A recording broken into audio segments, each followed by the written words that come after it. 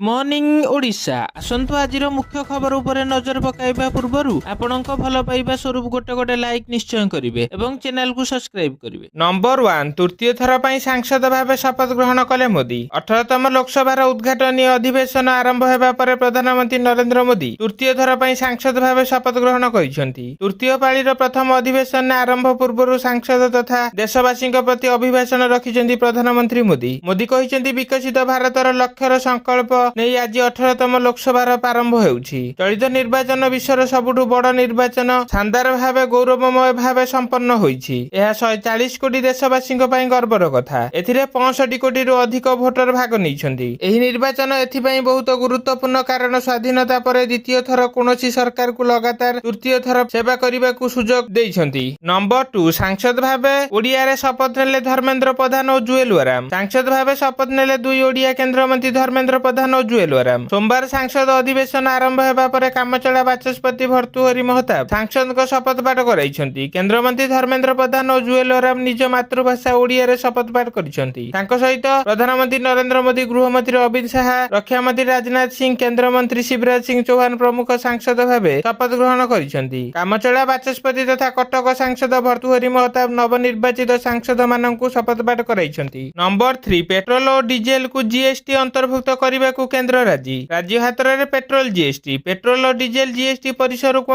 आनिबा पई केंद्र सरकार व्यवस्था करिसेंति। किंतु समस्त राज्य ए बाबदरे निष्पत्ति जणाइबा दरकार। केंद्र सरकारक पक्षरु यह स्पष्ट करा जाइछि। यदि पेट्रोल और डीजेल जीएसटी रो परिसर को आसीबो ताहाले लिटर पिछा दर हाराहारी 20 टंका कमी जिवो। अर्थात पेट्रोल और डीजेल लिटर पिछा 75 रु 80 टंका मध्यरे उपलब्ध हेबो। विभिन्न समय ईंधन को जीएसटी परिसरभुक्त करबाकू दाबी होइछि। एहारि भितरे केंद्र सरकार राज्य उपरे निष्पत्ति छाडिछन्ति। नंबर 4 जून 25 को कला दिवस भावे पालन करिबो बीजेपी। जून 25 को कला दिवस भावे पालन करिबो बीजेपी। एही दिन सारा देशर जरूरीकालीन परिस्थिति घोषणा करथिले इंदिरा गांधी। एहा सह दल अभियोग करिछि गणतंत्र एवं भारतर संविधान कांग्रेस समय रे सर्वाधिक क्षतिग्रस्त एवं अपमानित होइछि। जून 25 रे जरूरीकालीन परिस्थिति घोषणा करी गणतंत्रर हत्या करिथिला कांग्रेस। विरोधी दल को जेल ले पुराइथिले 19 मास धरी तानाशाही शासन चलाइथिले। क्षमता खसिबा भयरे जरूरीकालीन परिस्थिति घोषणा करथिले इंदिरा गांधी। निजर स्वार्थ पदवीर सुरक्षा पई से एपरि करथिले। ते बीजेपी एक संप्रदाय दल हिसाब रे जून 25 को कला दिवस भावे पालन करिवो बोली कहा जाइछि। नंबर 5 परिबा दर वृद्धि आलू पियाज जोगाइबे नाफड़े। राज्य रे आलू पियाज दर वृद्धि नै प्रतिक्रिया रखिसेंती खाद्य जोगाण मंत्री कृष्णचंद्र पात्र। नासिक रु पियाज 34 टंका रे आसुची। परिवहन खर्च मिसी केजी प्रति 40 टंका पड़ी जाउची। फल रे खुचरा बाजार रे एबे दर टिके उच्चा रहिछि। सेहि परि आलू लागि आसाम और बेंगल उपरे ओडिशा निर्भर करुथुबारु सेठारे दर बढ़िबारु आम राज्य रे मध्य आलू दर बढ़िछि। आलू पियाज जोगाइबाकू नाफड़े को कुहाजिबो। तेबे अनावश्यक होर्डिंग उपरे नजर कराजिबो। कोनोसी स्थान रे एभली घटना सामना को आसिले दृढ़ कार्यानुष्ठान नियाजिबो बोली मंत्री कहिसेंती। नंबर 6 गोटिए आधार नंबर 9 रु अधिक सिम कार्ड किनिले 50,000 जोरिमाना। नुआ टेलिकम आईन 2023 लागू हेबाकू जाउछि। एही नुआ टेलिकम आईन ने सिम कार्ड किनिबा एवं नकली संजोग कॉल टैंपरिंग पई कठोर व्यवस्था करिछि। गत वर्ष डिसेंबर रे केंद्र सरकार नुआ टेलिकम बिल लोकसभा रे आगत करिथिले। एही बिल आगत हेबा परे एहाकू राष्ट्रपति अनुमोदन मध्ये मिलिथिला। जदि कोनोसी उपभोक्तांक आधार कार्ड रु 9 रु अधिक सिम कार्ड जारी होइछि तेबे प्रथम भूल पई 50,000 टंका जोरिमाना एवं बारंबार भूल कले 2 लाख टंका पर्यंत जोरिमाना आदाय करा जाई परिबो। नंबर 7 भारतर विभिन्न तीर्थ क्षेत्र को ओडिसा रु गडिबो बस। रथयात्रा पई प्रति ब्लॉक हेडक्वार्टर रु पुरी को गडिबो बस। केवल रथयात्रा पई ओएसआरटीसी पक्षरु हेबो एही स्वतंत्र व्यवस्था। एति सहित बदली पारे लक्ष्मी बस र ना। ओडिया राज्य सड़क परिवहन निगमर प्रथम बैठक रे रिव्यू करी एही सूचना दैछन्ती मंत्री विभूति विभूषण जेना। सूचना मुताबक एही बैठक रे विभिन्न प्रकार तर्जमा होइछि ओ निष्पत्ति निया जाइछि। परिवेश पई एणिकी चालिबो इलेक्ट्रोनिक बस। पुराना बस सेवा सठिक भावे जोगाई देबा पई व्यवस्था कराजिबो। भारतर विभिन्न तीर्थ क्षेत्र अयोध्या, तिरुपति, वृंदावन, वाराणसी भली जागा को चालिबो बस। राज्य रे जेउ सब स्थान अपहंच रहिछि सेठारे मध्ये बस सेवा जोगाई देबा नै मीटिंग रे आलोचना होइथिला। नंबर 8 आज प्रकाश पाइबो युक्त 3 प्रथम चयन तालिका। 26 रु 29 नाम लेखा। आज प्रकाश पाइबो युक्त 3 प्रथम चयन तालिका। 26 रु 29 तारिख पर्यंत एही राउंड रे चयन होइथिबा पिला माने नाम लेखाइबे। आसंता जुलाई 5 रे द्वितीय राउंड नाम लेखा पई चयन तालिका प्रकाश पाइबो। 6 रु 9 तारिख मध्ये नाम लेखा हेबो। जुलाई 15 रे तृतीय राउंड नाम लेखा पई चयन तालिका प्रकाश पाइबो। 18 तारिख मध्ये नाम लेखाइबे चयन होइथिबा शिक्षार्थी। एनै समस्त सूचना साम्स वेबसाइट www www.samodisha.gov.in ରେ ରହିଛି। ନମ୍ବର 9 ସମ୍ବଲପୁରରେ ଅଣାୟତ ଜଣ୍ଡିସ୍ 82 ଛୁଇଁଲା ଆକ୍ରାନ୍ତଙ୍କ ସଂଖ୍ୟା। ସମ୍ବଲପୁରରେ ଜଣ୍ଡିସ୍ ସ୍ଥିତି ଦିନକୁ ଦିନ ନିୟନ୍ତ୍ରଣକୁ ଆସିବା ପରିବର୍ତ୍ତେ ଚିନ୍ତା ବଢ଼ାଇବାରେ ଲାଗିଛି। ପ୍ରତିଦିନ ଆକ୍ରାନ୍ତଙ୍କ ସଂଖ୍ୟା ବଢ଼ିବାରେ ଲାଗିଛି। ଜଣ୍ଡିସ୍ ସ୍ଥିତି ସାଂଘାତିକ ହେବାରେ ଲାଗିଛି। ବର୍ତ୍ତମାନ ସୁଦ୍ଧା ସହରରେ 82 ପାର କରିଥିବା ଜିଲ୍ଲା ପ୍ରଶାସନ କହୁଥିବା ବେଳେ ଏହା 150ରୁ ଅଧିକ ହେବ ବୋଲି ଆକଳନ କରାଯାଉଛି। ଜଣ୍ଡିସ୍ ଆକ୍ରାନ୍ତଙ୍କ ସଂଖ୍ୟା ପ୍ରଶାସନ ଲୁଚାଇବାକୁ